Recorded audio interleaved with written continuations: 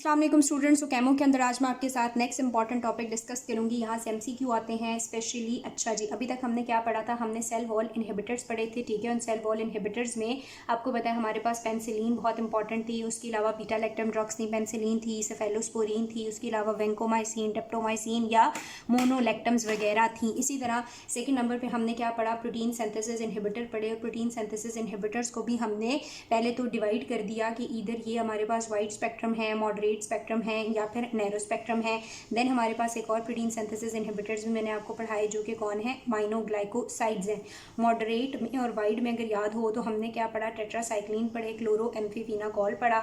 Moderate के अंदर हमने मैक्रोलाइड पढ़ा और कीटोलाइड्स वगैरह पढ़ा। और जो नैरो स्पेक्ट्रम थी उनमें हमने क्लिंडामाइसिन और स्ट्रेप्टोग्रामिन्स वगैरह पढ़ी थी, लिकोसामाइड वगैरह, ठीक है। ये सारी चीज़ें हम अभी तक कवर कर चुके हैं और मुझे उम्मीद है आपको आता होगा। आज भी हमने ऐसी ड्रग्स पढ़नी है, ऐसी एंटी मेटाबोलाइट्स ड्रग पढ़नी है जो कि क्या करती हैं, जैसे ये सेल वॉल इनहिबिटर थी, ये प्रोटीन इनहिबिटर्स थी। तो ये वाली जो ड्रग्स आज हम पढ़ेंगे ये मेटाबॉलिज्म को इनहिबिट करती हैं। क्या करती हैं? मेटाबॉलिज्म को इनहिबिट करती हैं, मेटाबॉलिक इनहिबिटर्स हैं। अब कौन से मेटाबॉलिज्म को इनहिबिट करती हैं? कुछ ऐसी ड्रग्स हम पढ़ेंगे जो कि फॉलिक एसिड की सिंथेसिस को इनहिबिट करेंगी। और फॉलिक एसिड बहुत ज़्यादा ज़रूरी होता है बैक्टीरिया के लिए। जब फॉलिक एसिड की सिंथेसिस को इनहिबिट कर देंगी तो ज़ाहिर है बैक्टीरिया ग्रो नहीं करेगा। फॉलिक एसिड सिंथेसिस के इनहिबिटर्स में जो इंपॉर्टेंट चीज़ें आ जाती हैं वो है हमारे पास सल्फोनामाइड, यानी जो ड्रग्स आ जाती हैं, ठीक है। सल्फोनामाइड है, ट्राइमेथोप्रिम है, या फिर हम ये करते हैं कि इन दोनों का कॉम्बिनेशन देते हैं। सल्फोनामाइड और ट्राइमेथोप्रिम का कॉम्बिनेशन देते हैं और कॉम्बिनेशन हमें हेल्प करता है, साइनर्जिस्ट एक्शन होता है दोनों का और रेजिस्टेंस बड़ी डिले डेवलप होती है। तो इनका कॉम्बिनेशन एज़ कम्पेयर टू कि इनको अलग अलग हम रिकमेंड करें, कॉम्बिनेशन ज़्यादा रिकमेंड किया जाता है। दूसरी बात है, फॉलिक एसिड इनहिबिटर के साथ साथ और कौन सा मेटाबॉलिज्म इनहिबिट होता है? तो डीएनए की सिंथेसिस को या न्यूक्लिक एसिड सिंथेसिस इनहिबिटर्स भी हमारे पास हैं। डीएनए सिंथेसिस इनहिबिटर्स कौन सी होंगी? जो डीएनए रेप्लिकेशन की एंजाइम्स को इनहिबिट करेंगी। रेप्लिकेशन आपको थोड़ी सी याद हो तो उसमें कोई डीएनए गायरेज और टोपोआइसोमरेज जहन में है, तो इसको मैं आपको आगे डिटेल में पढ़ाऊंगी। ये जो डीएनए सिंथेसिस वाली ड्रग्स हैं ये जब ब्लॉक करेंगी तो ये किस तरह से ब्लॉक करती हैं? या तो गायरेज को ब्लॉक कर देती हैं या टोपोआइसोमरेज को। बैक्टीरिया में गायरेज को और ह्यूमंस के अंदर टोपोआइसोमरेज को। सो ये डीएनए सिंथेसिस इनहिबिटर्स भी हम पढ़ेंगे। और डीएनए सिंथेसिस इनहिबिटर में हमारे पास कौन सी आती हैं? फ्लोरोक्विनोलॉन्स है, ठीक है, फ्लोरोक्विनोलॉन्स है। तो पहले पार्ट के अंदर हम फॉलिक एसिड सिंथेसिस इनहिबिटर्स पढ़ते हैं एंड नेक्स्ट पार्ट के अंदर हम डीएनए या न्यूक्लिक एसिड सिंथेसिस के जो इनहिबिटर्स हैं उनको पढ़ेंगे। इनका कॉम्बिनेशन देते हैं ताकि रेजिस्टेंस डेवलप ना हो। ये जो है ये ब्रॉड स्पेक्ट्रम है, माइक्रोबियल न्यूक्लिक एसिड सिंथेसिस को भी इनहिबिट करती हैं। और ह्यूमन सेल के अंदर टोपोआइसोमरेज 4 को जब इनहिबिट करेंगी तो एंटी कैंसरस के तौर पे यूज़ होती हैं ताकि कैंसर सेल्स के डीएनए रेप्लिकेट ना कर सकें। सो ये एंटी कैंसरस और माइक्रोबियल ड्रग्स के अगेंस्ट भी यूज़ की जाती हैं और रेजिस्टेंस इनमें भी डेवलप हो जाती है ब्रॉड स्पेक्ट्रम में काफ़ी ज़्यादा। अब हम ज़रा इनको इंडिविजुअली लेके चलते हैं। पहले हम बात करते हैं एंटी मेटाबोलाइट्स की। एंटी मेटाबोलाइट्स में जैसे मैंने आपको ऑलरेडी बता दिया कि एंटी मेटाबोलाइट्स में कौन सी ड्रग्स हैं जो कि क्या करती हैं? एंटी मेटाबोलाइट में कौन सी ड्रग हैं जो कि क्या करेंगी? फॉलिक एसिड की सिंथेसिस को इनहिबिट करेंगी ना। फॉलिक एसिड की सिंथेसिस को इनहिबिट करने के लिए कौन सी ड्रग्स हैं ये भी मैंने आपको बता दी। एक है हमारे पास सल्फोना, तो कौन सी आ जाती है इसके अंदर? हमने कहा सल्फोनामाइड आ जाती हैं, ठीक है। सल्फोनामाइड और इन दोनों के फीचर्स को हम ना कंबाइन करके पढ़ लेते हैं ताकि इजीली हमारा खत्म हो जाए। और दूसरे नंबर पे हमारे पास कौन सा आ जाता है? ट्राइमेथोप्रिम आ जाता है। अब मैं इसको कैटजन के अंदर से पढ़ा रही हूँ। कैटजन में पहले इनके फार्माकोकिनेटिक फीचर्स को डिस्कस किया हुआ है लेकिन मैं आपको पहले पढ़ाऊंगी मैं पहले आपको पढ़ाऊंगी इनकी मैकेनिज्म ऑफ एक्शन, ठीक है। उसके बाद हम इसके डिस्कस करते हैं कि ये किस तरह से फार्माकोकिनेटिक फीचर्स इनके क्या हैं। अब दोनों का मैकेनिज्म ऑफ एक्शन जो है वो हम एक ही जगह पे डिस्कस कर सकते हैं। मैकेनिज्म ऑफ एक्शन तो आपको पता है, ये फॉलिक एसिड सिंथेसिस को इनहिबिट करेंगी, लेकिन कैसे इनहिबिट करेंगी थोड़ी सी ये बात कर लेते हैं। तो बुक के अंदर वो कहता है कि हमारे पास ना जो पैबा होता है, ठीक है, पैबा होता है ये टेरिडीन की प्रेजेंस में और साथ ही साथ ग्लूटामेट की प्रेजेंस में। टेरिडीन, ग्लूटामेट और पैबा मिलते हैं तो हमारे पास क्या बनता है? फॉलिक एसिड बनता है, ठीक है। हम इसको फॉलिक एसिड भी कहते हैं और डाईहाइड्रोफोलेट भी कहते हैं। फिर ये जो फॉलिक एसिड है ये डाईहाइड्रोफोलेट है, इसके ऊपर फिर एक एंजाइम एक्ट करता है और ये किस में कन्वर्ट होता है? टेट्रा डाईहाइड्रोफोलेट में, ठीक है। इसको बेशक आप कर लो कि ये क्या होता है? डाईहाइड्रोफोलेट होता है, ठीक है। अब आपको पता है कि ये क्या नहीं है? एक्टिवेटेड फॉर्म नहीं है। ये डाईहाइड्रोफोलेट किस में कन्वर्ट होगी? टेट्राहाइड्रोफोलेट में। और ये टेट्राहाइड्रोफोलेट एक्टिवेटेड फॉर्म है, ठीक है। ये टेट्राहाइड्रोफोलेट आगे से कन्वर्ट होती है किस पे? प्यूरीन में। और प्यूरीन आगे से किसका पार्ट बनता है?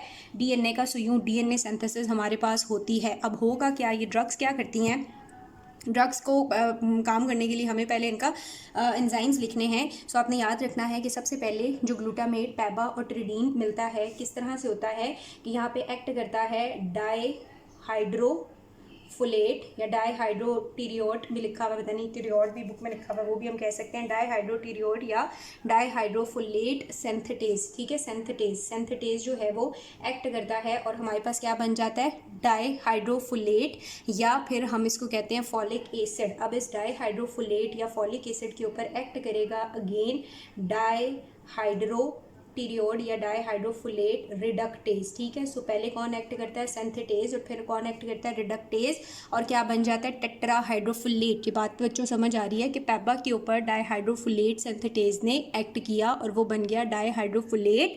फिर उस डाईहाइड्रोफोलेट के ऊपर डाईहाइड्रोफोलेट रिडक्टेज एक्ट करता है और वो कन्वर्ट हो जाता है टेट्राहाइड्रोफोलेट में। टेट्राहाइड्रोफोलेट आगे बनता है प्यूरीन और प्यूरीन आगे डीएनए बनता है।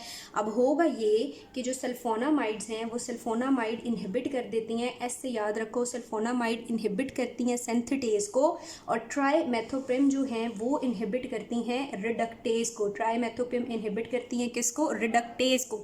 तो अगर हम सिर्फ सल्फोनामाइड देंगे तो सिंथेटेज इनहिबिट हो जाएगा और सिंथेसिस जो है वो नहीं होगी, और अगर हम ट्राईमेथोप्रिम देंगे तो रिडक्टेज इनहिबिट होगा और सिंथेसिस नहीं होगी। लेकिन अगर हम दोनों को कंबाइन कर देंगे तो सिक्वेंशियल ब्लॉकेज होगा, ऊपर से भी नीचे से भी, और यूं जो इनका एडवर्स इफेक्ट, इनका जो इफेक्ट है वो क्या होगा, साइनर्जिस्टिक एक्शन जो है वो इन्हेंस हो जाएगा और फॉलिक एसिड की सिंथेसिस कंप्लीटली ब्लॉक हो जाएगी। अकेले ये दोनों बैक्टीरियोस्टैटिक हैं, लेकिन जब हम कंबाइन करके देंगे तो ये उसकी सिंथेसिस को कंप्लीटली इनहिबिट कर देंगी और बैक्टीरियोसिडल साबित होंगी। ठीक है, तो ये हमने बात कर ली किसकी, इनके मैकेनिज्म ऑफ एक्शन की। समझ आ गई है ना कि दोनों क्या करती हैं, फॉलिक एसिड की सिंथेसिस को ब्लॉक कर देती हैं। कैसे, एक सिंथेटेज को ब्लॉक करता है और एक दूसरा रिडक्टेज को ब्लॉक करता है। अब दोनों का जो मैकेनिज्म ऑफ एक्शन है वो तो हमने डिस्कस कर लिया। अब दोनों के कुछ फार्माकोकिनेटिक फीचर्स की बात कर लेते हैं जो कि आपको कैडजन के अंदर बताए हुए हैं। सो यहाँ पर मैं आपके साथ डिस्कस करूँगी सल्फोनामाइड। अभी आप देखोगे बस ये हमारे पास 2 पेजेस की ड्रग है। ठीक है, और दूसरा क्या है हमारे पास, ट्राईमेथोप्रिम। जो सल्फोनामाइड है कहता है ये वीकली एसिडिक है, ये क्या है, वीकली एसिडिक है, लेकिन जो ट्राईमेथोफिन है ये वीकली बेस है, ये वीकली क्या है, बेसिक है।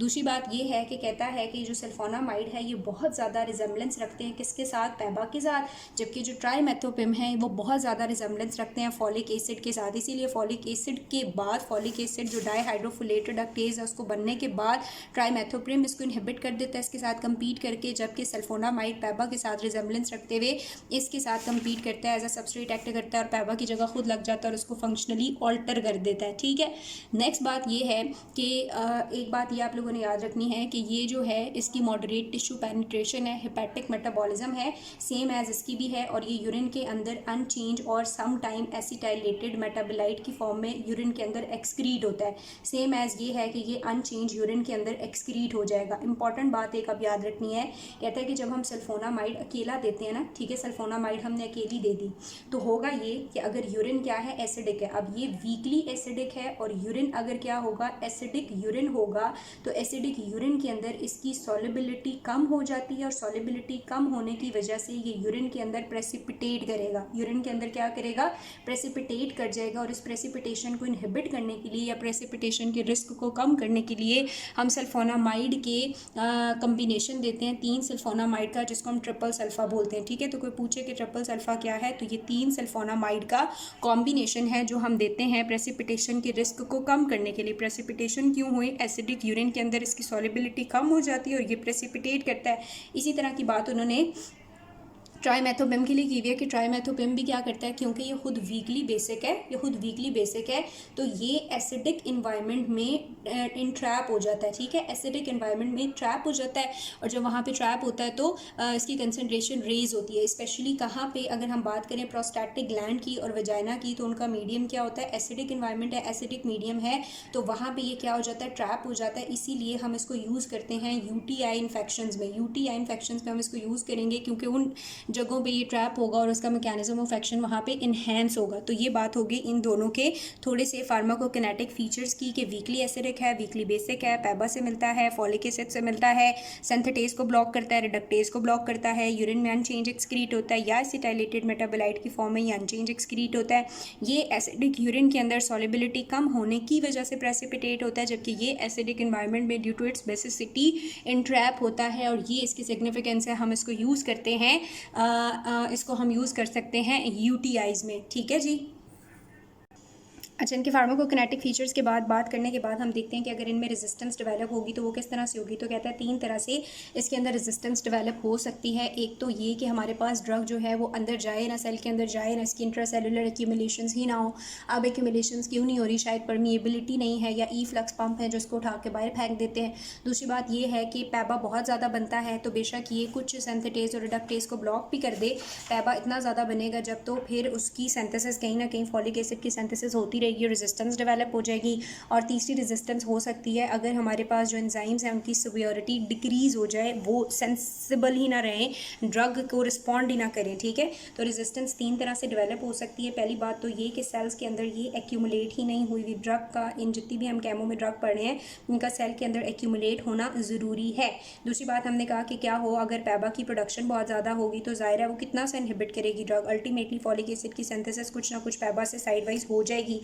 और थर्ड बात है कि ये जो सिंथेटेज हैं और रिडक्टेज हैं ये सस्पेक्टेबल या सेंसिटिव ही ना रहें, ड्रग से ही खुद को थोड़ा बहुत मॉडिफाई कर लें तो रेजिस्टेंस डेवलप हो सकती है। तो यहाँ तक हमने इनके मैकेनिज्म ऑफ एक्शन के बारे में, रेजिस्टेंस के बारे में और फार्माकोकिनेटिक फीचर्स के बारे में बात की है।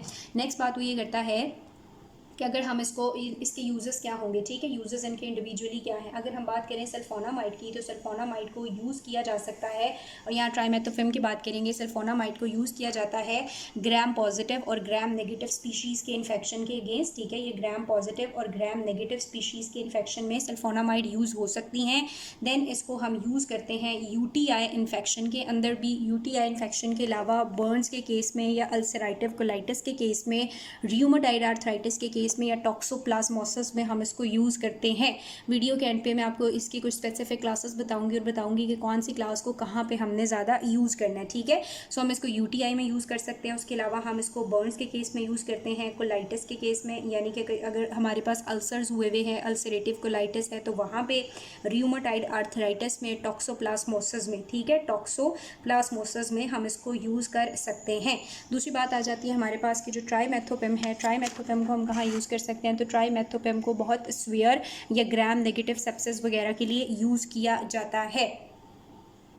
अब इंपॉर्टेंट बात यहाँ पे ये है कि मैंने आपको बताया कि अगर हम इनको इंडिविजुअली दें तो शायद रेजिस्टेंस डेवलप हो जाए, इफेक्टिवनेस भी इतनी ना रहे, तो हम इनको कंबाइन करके देते हैं। क्या कंबाइन करके देते हैं? हम सल्फोनामाइड को बेसिकली कंबाइन करके देते हैं किसके साथ? ट्राइमेथोप्रिम के साथ। जब हम इसको ट्राइमेथोप्रिम के साथ कंबाइन करते हैं तो इसको को ट्राइमोक्साजोल बी कहते हैं इस कॉम्बिनेशन को। ठीक है, अब इस कॉम्बिनेशन की इंपॉर्टेंस ये है कि ये कॉम्बिनेशन यूज़ किया जाता है स्पेशली सल्फोनामाइड और ट्राइमेथोप्रिम, सल्फोनामाइड, ट्राइमेथोप्रिम और सल्फोनामाइड या सल्फोमोक्साजोल। ठीक है, तो ये हम जो है वो सल्फोमोक्साजोल जो कि इंटरमीडिएट एक्टिंग सल्फोनामाइड है, अभी मैं आपको बताती हूँ, उसको हम स्पेसिफिकली यूज़ करते हैं। ये ड्रग ऑफ चॉइस है न्यूमोसाइटिक नमूनिया के लिए। ठीक है, ये बात आपने याद रखनी है, न्यूमोसाइटिक नमूनिया के लिए ड्रग ऑफ चॉइस है, और नोकार्डिस के लिए भी। ठीक है, नोकार्डियोसिस के लिए भी ये ड्रग ऑफ चॉइस है। उसके अलावा हम इसके कॉम्बिनेशन को, हमने पहले एक की बात की, दूसरे की बात की, फिर दोनों के कॉम्बिनेशन को कहाँ यूज़ कर सकते हैं?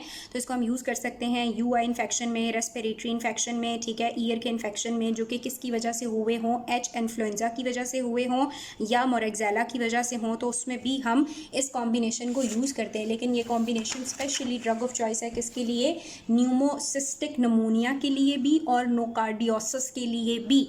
देन वो कहता है इसको हम यूज़ कर सकते हैं एज एन ऑल्टरनेटिव या बैकअप ड्रग के तौर पे हम इसको यूज़ कर सकते हैं कॉलेरा में, टाइफाइड फीवर में, उसके अलावा शिगेला में। ठीक है, शिगेला में, टाइफाइड फीवर के बाद शिगेला में भी यूज़ कर सकते हैं। मेथिसिलिन रेजिस्टेंट स्टेफिलोकोकस ओरियस में भी यूज़ कर सकते हैं, और लिस्टीरिया मोनोसाइटोजीन्स में भी हम इसको यूज़ कर सकते हैं। तो ये मैंने आपको क्या बताए हैं? इन दोनों के कंबाइंड इफेक्ट बताए हैं। ठीक है, कंबाइन करके हम इनको यूज़ करते हैं स्पेशली न्यूमोसिस्टिक नमूनिया के लिए, नोकार्डियोसिस के लिए, और ऑल्टरनेटिवली हम इसको यूज़ कर सकते हैं कॉलरा में, टाइफाइड फीवर में, शिगेला में, मेथिसिलिन रेजिस्टेंस स्टेफिलोकोकस ऑरियस में और लिस्टीरिया मोनोसाइटोजेनिस में। ठीक है जी। तो यहाँ तक बच्चों मैंने आपके साथ क्या बात की है, यहाँ तक हमने बात की कि हम ऐसे मेटाबोलाइट्स के बारे में आज पढ़ेंगे जो कि क्या करती हैं, फॉलिक एसिड की सिंथेसिस को इनहिबिट करती हैं। फॉलिक एसिड की सिंथेसिस को इनहिबिट करने के लिए या तो सल्फोनामाइड है या ट्राइमेथोपिन है या सल्फोना और ट्राइमेथोपिन का कॉम्बिनेशन है। ठीक है। सल्फोनामाइड जो है ये सिंथेटेज को इनहिबिट करती हैं, ये भी मैंने आपको बताया, ये रिडक्टेज को इनहिबिट करती हैं और ये सिक्वेंशियली दोनों को इनहिबिट कर देंगी। ओके जी, सॉरी बाद में रिकॉर्डिंग ही नहीं हुई, सो हमारे पास रिकॉर्डिंग कहाँ से नहीं हुई, जहाँ पे हमने इसके एडवर्स इफेक्ट छोड़े थे। सो एडवर्स इफेक्ट जो है वो मैं आपको दोबारा बता देती हूँ। इसके एडवर्स इफेक्ट क्या है, क्योंकि हमने 3 ड्रग्स पढ़ी ना। एक हमने कहा कि हमारे पास क्या है, सल्फोनामाइड्स हैं, जो सल्फोनामाइड्स क्या करती हैं, फोलेट सिंथेटेज को इनहिबिट करती हैं। तो इसके साइड इफेक्ट्स क्या होंगे। दूसरी हम कौन सी यूज़ करते हैं, दूसरी हम यूज़ करते हैं ट्राइमेथाप्रिन। ट्राइमेथाप्रिन क्या करती है, ड्राई हाइड्रोफोलेट रिडक्टेज को इनहिबिट करती है। तो इसके क्या साइड इफेक्ट्स हैं। और दूसरा हम ये करते हैं कि सल्फोनामाइड जिसमें सल्फामॉक्साजोल ड्रग है, उसको हम सल्फामॉक्साजोल को क्या करते हैं, कंबाइन करके देते हैं ट्राइमेथोप्रिम के साथ। तो इनको इकट्ठा जब यूज़ करेंगे कॉम्बिनेशन में तो क्या साइड इफ़ेक्ट्स आएंगे। ठीक है जी। अब इनके साइड इफ़ेक्ट्स में आपने याद रखना है कि जो हमारे पास है सल्फोनामाइड, एक तो उसने लिखा हुआ है सबसे पहले कैटजन के अंदर, क्योंकि मैंने सारा चैप्टर वहीं से कराया, तो ये जीआईटी में इरिटेशन करता है लेकिन वो इतनी सीवियर नहीं होती और उसमें नोजिया, वॉमिटिंग और डायरिया हो जाता है। ठीक है। दूसरी बात इंपॉर्टेंट वो ये करता है कि इसके हिमेटोटॉक्सिक इफेक्ट बड़े हैं, ब्लड सेल से रिलेटेड इसके बड़े इफेक्ट्स हैं। एक तो ये कि ये ए प्लास्टिक एनीमिया करती है। ठीक है। ये क्या करती है, ए प्लास्टिक एनीमिया, जबकि ट्राइमेथोप्रिन क्या करती है, मेगालोब्लास्टिक एनीमिया करती है। दूसरी बात ये है कि ये हमारे पास ग्रेन्यूलोसाइटोपिनिया भी करती है और थ्रोम्बोसाइटोपिनिया भी करती है, यानी माइलोसप्रेशन करती है। ट्राइमेथोप्रिम की अगर बात करेंगे तो वो ल्यूकोपिनिया, ग्रेन्यूलोसाइटोपिनिया भी वो करती है और साथ ही साथ थ्रोम्बोसाइटोपिनिया की जगह क्या करती है, ल्यूकोपिनिया। सही हो गया। तो एक इनके जीआईटी के ऊपर इफेक्ट है। दूसरा ये हिमेटोटॉक्सिक है, प्लास्टिक एनीमिया, मेगालोप्लास्टिक एनीमिया, ग्रेन्यूलोसाइटोपिनिया, थ्रोम्बोसाइटोपिनिया और न्यूट्रोपिनिया करती हैं। उसके अलावा वो कहता है कि अगर G6PD डेफिशिएंसी के पेशेंट है और उसको आप क्या दे रहे हो, ये वाली ड्रग दे रहे हो, तो उसको वो क्या करना शुरू कर देगी, हिमोल्सिस स्टार्ट करा देगी, उसके आरबीसीज का ब्रेकडाउन स्टार्ट करा देगी सल्फोनामाइड। उसके अलावा हमारे पास ये क्या करती है, ये नेफ्रोटॉक्सिक है, क्योंकि मैंने बताया कि जो सल्फोनामाइड है एसिडिक मीडियम में इसकी जो सॉल्युबिलिटी है वो कम हो जाती है और ये प्रेसिपिटेट करती है। दैट्स वाई ये क्या कॉज करती है, क्रिस्टल फॉर्मेशन करती है, क्रिस्टल यूरिया करती है। सो ये नेफ्रोटॉक्सिक है क्योंकि नेफ्रॉन्स के अंदर ये प्रेसिपिटेट करके क्रिस्टल फॉर्मेशन करेगी। देन फोर्थ इसका जो एडवर्स इफेक्ट है वो ये कि हाइपर सेंसिटिविटी रिएक्शन या एलर्जिक वगैरह, एलर्जिक रिएक्शन, रैशेस वगैरह कॉज करेगी। ठीक है जी। इसमें ऐसे कोई रिएक्शंस हमने नहीं देखे, इसकी एडवर्स इफेक्ट इसकी निस्बतन थोड़े कम हैं। एक इंपॉर्टेंट इसका इंटरेक्शन है वो भी मैं आपको समझाती हूँ। जबकि अगर हम इसके कॉम्बिनेशन की बात करें तो जब हम कंबाइन करके देंगे तो फीवर, रैशेस, ल्यूकीपीनिया और डायरिया देखा गया। ठीक है। फीवर, रैशेस, ल्यूकोपीनिया और डायरिया देखा गया। एक इंपॉर्टेंट बात जो उसने सल्फोनामाइड के लिहाज से की है वो ये कि सल्फोनामाइड क्या करती हैं, ये बिलिरुबिन को अच्छा ये होता है, नॉर्मली ये होता है कि आपका जो प्लाज्मा है ना, प्लाज्मा के अंदर फॉर एग्जांपल ये एल्ब्यूमिन है, इस एल्ब्यूमिन के साथ ना बिलिरुबिन बाइंड कर जाता है। लेकिन जब हम सल्फोनामाइड देंगे तो सल्फोनामाइड की टेंडेंसी होती है कि वो खुद किसके साथ बाइंड करना चाहती हैं, एल्ब्यूमिन के साथ, और बिलिरुबिन को डिस्प्लेस कर देती हैं। बिलिरुबिन डिस्प्लेस हो जाता है, ये ब्लड ब्रेन बैरियर को क्रॉस करके कहाँ चला जाता है, सेंट्रल नर्वस सिस्टम में और स्पेशली बेजल गैंग्लिया में। जब बिलिरुबिन बेजल गैंग्लिया में एक्यूमुलेट होगा तो इस कंडीशन को हम कहते हैं कर्नेक्ट्रस। ठीक है। इस कंडीशन को हम क्या कहते हैं, कर्नेक्ट्रस। तो ये कर्नेक्ट्रस कॉज करता है। कैसे कर्नेक्ट्रस कॉज करता है, ये प्लाज्मा बाइंडिंग एबिलिटी बिलिरुबिन की डिस्टर्ब करता है, बिलिरुबिन को डिस्प्लेस कर देता है और बिलिरुबिन के लेवल सीएनएस में हाई करा देता है। तो ये इसके कुछ एडवर्स इफेक्ट हैं। ठीक है जी। अब एक इंपॉर्टेंट बात मैंने पीछे स्किप कर दी कि जो सल्फोनामाइड है, सल्फोनामाइड को हमने क्या किया हुआ है, डिपेंडिंग अपॉन देयर ड्यूरेशन, इनको हमने 3 टाइप्स में डिवाइड किया हुआ है। एक हमारे पास होती है शॉर्टेस्ट एक्टिंग, एक होती है इंटरमीडिएट एक्टिंग और एक हमारे पास क्या होती है, long acting. So short acting, intermediate acting और लॉन्ग एक्टिंग सल्फोनामाइड हमारे पास कौन सी है। शॉर्ट एक्टिंग में सल्फेक्सोजोल है। ठीक है। सल्फेक्साजोल है। और जो इंटरमीडिएट एक्टिंग है उसमें हमारे पास सल्फा मेथॉक्साजोल है और इसी सल्फा मेथॉक्साजोल को हम ट्राइमेथाप्रिन के साथ कॉम्बिनेशन में बेसिकली यूज़ करते हैं। और लॉन्गर एक्टिंग हमारे पास कौन सी है, सल्फाडॉक्साइन है। तो यहाँ तक बच्चों मैंने आप लोगों को सारी जो ड्रग्स थी फॉलिक एसिड इनहिबिटर के अंदर जो भी चीज़ें आती थी, इधर फिर इनकी टॉक्सिसिटीज़ थी या हमने इनके मैकेनिज्म ऑफ एक्शन को एक्सप्लेन किया, फार्माकोकिनेटिक की बात की, यूजेस की बात की, वो हमने कर ली। इसमें से ऐसा कोई एग्जाम में क्वेश्चन तो नहीं आता, एक आध MCQ एंजाइम के लिहाज से पूछ सकते हैं, या ये कि इसको जब हम कंबाइन करके यूज़ करते हैं तो ये ड्रग ऑफ चॉइस है न्यूमोसिस्टिक नमूनिया और नोकार्डियोसिस के लिए, ये बात पूछी जा सकती है। या ये कर्नेक्ट्रस वाली जो बात मैंने आपको समझाई है ये क्या करती है, बिलिरुबिन को डिस्प्लेस करके कंडक्टर्स कॉज करती है। तो ये बात आपसे पूछी जा सकती है। इसमें से कोई भी क्वेश्चन हो, कैटजन से मैंने आपको सारा पढ़ाया है, इतनी डिटेल में लिपिन से इसलिए नहीं पढ़ाया कि इंपॉर्टेंट नहीं है, लेकिन लिपिन से भी आप पढ़ लेंगे तो सेम चीज़ें लिखी हुई हैं। ठीक है, कोई क्वेश्चन हो तो आप मुझसे पूछ सकते हैं।